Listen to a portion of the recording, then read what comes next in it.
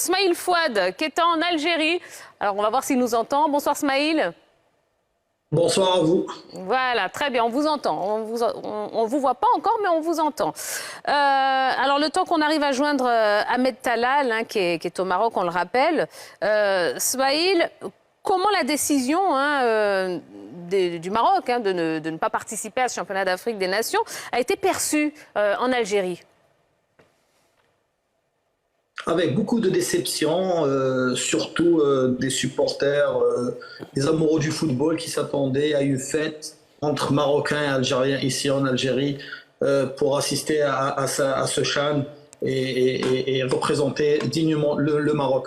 Malheureusement, la Fédération marocaine de football a pris les choses autrement. La sélection du Maroc avait participé lors des les Jeux méditerranéens en été ici en Algérie, en passant par Tunis. L'équipe nationale des U17 avait participé au championnat arabe ici, en passant par Tunis. Le club marocain Al Wihdat et le Raja de Casablanca ont participé à la Champions League africaine face à des clubs algériens, en passant par Tunis aussi. Je ne vois pas pourquoi la fédération marocaine demande que la sélection marocaine passe par un vol direct, alors qu'on sait très bien que le problème politique ne date pas d'aujourd'hui. Je pense que c'est un prétexte des Marocains pour mettre de la pression sur l'Algérie concernant le dossier de la CAN 2025.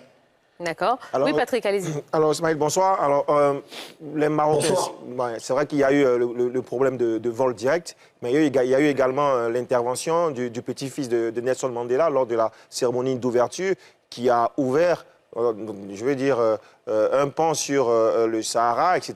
Et le Maroc a indiqué que c'était un discours assez politique qui venait à l'encontre de leurs valeurs. Comment vous, au niveau de l'Algérie, avez-vous vécu ce discours-là? Comment vous l'analysez-vous?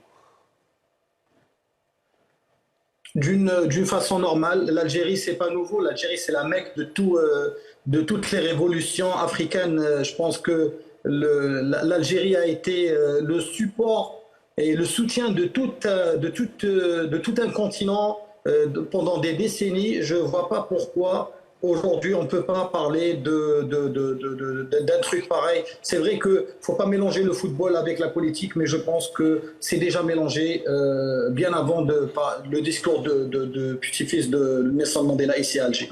On a Ahmed Talal. Ahmed, bonsoir, vous êtes avec nous, vous nous entendez? Oui, bonsoir madame, bonsoir à vos téléspectateurs de la chaîne NCI. Voilà, NCI en Côte d'Ivoire, absolument. Alors Ahmed, bon, on a parlé des raisons qui ont poussé le Maroc, je dirais, à ne pas participer au CHAN. On voudrait savoir comment cette décision a été... Est-ce que cette décision, plutôt, a été soutenue par le peuple marocain?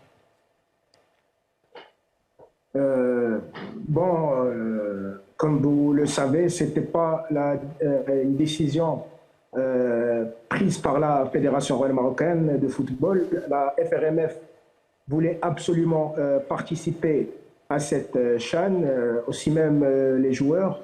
Vous savez très bien que l'équipe nationale marocaine des joueurs locaux sont teneurs de ce titre. Ils ont gagné ce titre en 2018 et aussi en 2021 au Cameroun.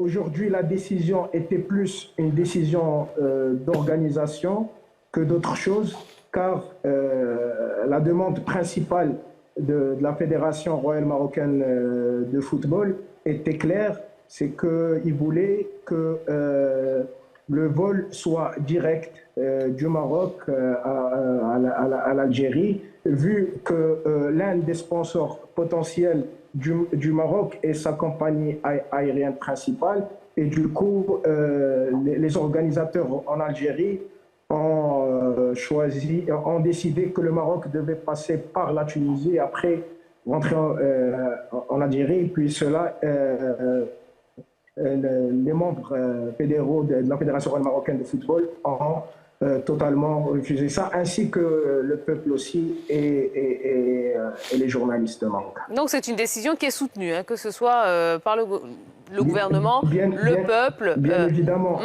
car comme vous le savez, l'Algérie a organisé 2 compétitions sportives dernièrement où ils ont arrêté les journalistes marocains. Les journalistes marocains n'avaient pas le droit d'intégrer l'Algérie, je ne sais pas pourquoi. C'est des journalistes sportifs qui font leur travail. Et du coup, il y avait aussi cette polémique des jeunes joueurs qui ont été attaqués dernièrement dans un tournoi de football en Algérie. Puis cela, comme tout le monde a suivi, a causé un problème autant que sportif, que journaliste, que public marocain. Tout le monde a été contre on va dire, soi-disant ce boycott envers le Maroc en général. D'accord, je vois Smaïl qui avait l'air de hocher la tête quand vous parliez. Smaïl, oui, vous vouliez intervenir? Les journalistes, la délégation marocaine qui était arrivée ici pour les Jeux méditerranéens a été accueillie avec des fleurs à l'aéroport. Il le sait très bien. Il y a des journalistes marocains qui sont passés le plus normalement du monde et il y a des journalistes qui n'ont pas eu leur visa, donc ils n'ont pas pu entrer en Algérie et c'est tout à fait logique. Donc il ne faut pas dire n'importe quoi, je pense. Non, je ne dis pas n'importe quoi, ça c'est un fait. Ça c'est un fait.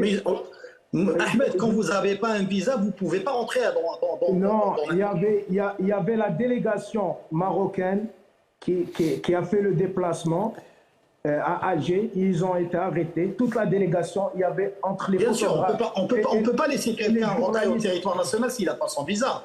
Il y a des journalistes... Excusez-moi. D'accord, alors parlez, messieurs, pour qu'on s'entende bien, parlez vraiment l'un après l'autre. Il y a une liste. Allez-y, rapidement. Il y a une délégation. Excusez-moi, il y a une délégation, il y a une liste. Ces journalistes, leur nom ne figurait pas dans la liste de la délégation marocaine qui avait le visa pour rentrer en Algérie. Donc les autorités algériennes ont refusé que ces gens-là arrivent en Algérie et rentrent en Algérie sans autorisation qui est le visa. D'accord. Mais cela, c'est un problème d'organisation, comme chez nous au Maroc. Que ce soit les Jeux africains, ou que ce soit la compétition de la CHAN, ou que ce soit n'importe quelle compétition sportive, on accueille très bien nos frères algériens, tunisiens. C'était le cas pour les Algériens aussi. D'accord, messieurs. D'accord, messieurs. Alors malheureusement, on est pris par le temps, messieurs. Rapidement, une dernière question. Est-ce que vous, là, ce sera pour tous les deux. Est-ce que vous ne pensez pas que cet incident risque de complètement gâcher cette belle fête qu'auraient pu être ces championnats d'Afrique des Nations? Si je peux me permettre. Allez-y, Ismaïl. Donc, pour tout le peuple algérien, nous journalistes sportifs en Algérie, c'est Fawzi Lakhdja, le président de la Fédération marocaine de football, qui a tout cassé. C'était une occasion en or pour ressouder les choses ici entre les deux nations, entre supporters, entre footballeurs, les amoureux du football. Nous, on regrette que le Maroc n'est pas venu ici en Algérie. C'est la Fédération marocaine de football qui a fait ça pour mettre de la pression sur l'Algérie concernant le dossier 2025, je le rappelle. D'accord. Rapidement, votre mot de la fin, Ahmed. Oui. Non, je dois prendre mon temps parce qu'il a dit des propos qui sont totalement fausses et je dois répondre par rapport à ça. D'accord, mais rapidement, s'il vous plaît, parce qu'on est en direct aussi. Excusez-moi. Fawzi Lakhdja a beaucoup donné pour le football africain au complet. Quand je parle du football africain, je parle du football au complet. Deuxièmement, quand l'Algérie a remporté la CAN en 2019, Fawzi Lakhdja, président de la Fédération royale marocaine, a été l'un des premiers présidents des fédérations en Afrique à avoir félicité l'Algérie. Il faut souligner ça. Troisièmement, l'Algérie, quand ils n'avaient pas trouvé de terrain et qu'ils avaient besoin de Marrakech pour un centre de concentration avant qu'ils commencent leur match de qualification, le Royaume du Maroc a été le premier pays à leur avoir donné le terrain, etc. Rapidement, Ahmed, s'il vous plaît, rapidement. Donc là, on avait bien accueilli la délégation algérienne. Et puis, dernièrement, le fait que le Maroc ne soit pas là aujourd'hui au CHAN, c'est à cause de la mauvaise gouvernance de certains dirigeants en Algérie qui sont en train de mélanger la politique avec le sport. Et voilà, c'est ça la vérité. Et la Fédération royale marocaine de football n'a rien à voir avec le fait que le Maroc ne participe pas dans cette compétition. D'accord, merci. En tout cas, merci Ahmed Talal. Hein. Je rappelle que c'est un journaliste du Maroc et Smaïl Fouad, donc journaliste en Algérie. Bon, ben on espère vraiment. Enfin, on a vu, hein, le problème est extrêmement complexe. Absolument. On espère en tout cas que voilà, ils arriveront à trouver des solutions parce que c'est dommage quand même. Je trouve que ça gâche un petit peu hein, la fête, mais bon, c'est pas grave. On espère que ça va s'arranger.